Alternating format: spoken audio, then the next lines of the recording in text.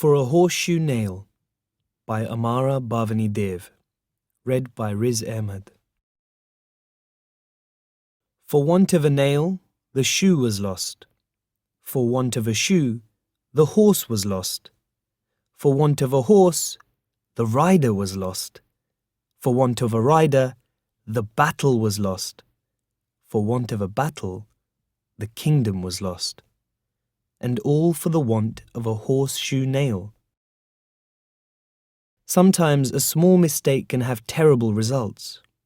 Raju needs money, but he has no house to sell, no bags of rice, no field of sheep. So what can he sell?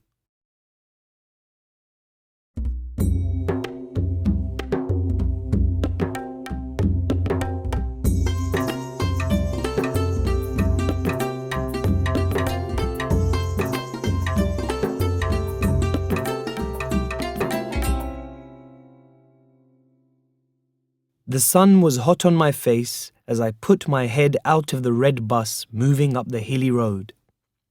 I closed my eyes for a moment. The brightness of the colours was hurting them. The rich green rice fields, the bright blue sky, and the black road with the heat coming off it in waves. "Andi Patti," shouted the bus driver, and I got up. My heart lifted proudly as I touched the thick packet of notes I was carrying at my waist. 30,000 rupees. A fortune for a farm worker like me. I got off the bus and walked to the public toilet, trying not to breathe in the bad smell. I swallowed several times and hoped I wouldn't be sick again. It was because of the strong medicines I was taking, no doubt about that. It was nothing that a day's rest wouldn't put right. I bought pink and green halva from the sweet stall and some beautiful jasmine flowers for my vali. With the packets of halva under my arm and the sweet smell of the jasmine in my nose, I walked slowly back home. At first, I had not liked the idea when that lying dog Velu suggested giving a kidney. "Come on, Raju," he said. "Everyone is doing it now. Why don't you give your kidney? I'll get you 35,000 for it.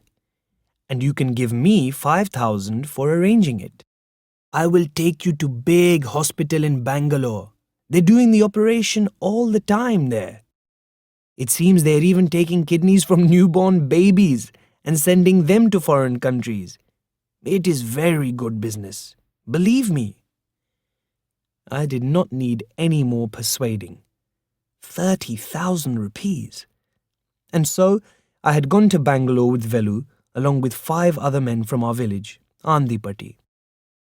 "You too are from Andi Patti," the doctor had joked. "I think we will soon call it Kidney Patti." I hadn't laughed.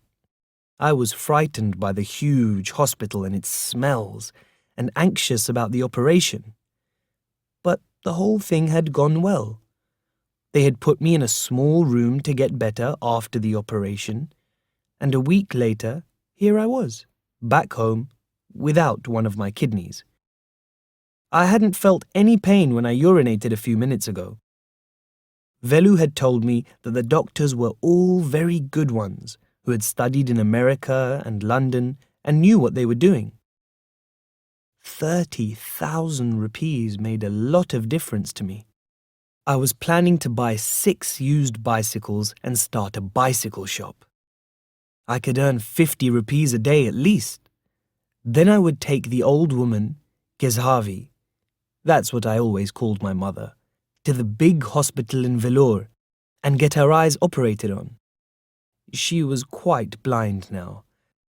And I would give her 1,000 rupees to spend on herself. The old woman liked a drop of whiskey in the nights.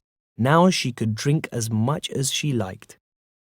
I would buy some clothes for my boys. They sometimes ran around without anything on. The rest I would give to Vali. She came running out as I got near to the hut. "Oh, you have come then. I was so worried." I felt proud, like a brave soldier returning from war. Why worry? You know that I'm strong.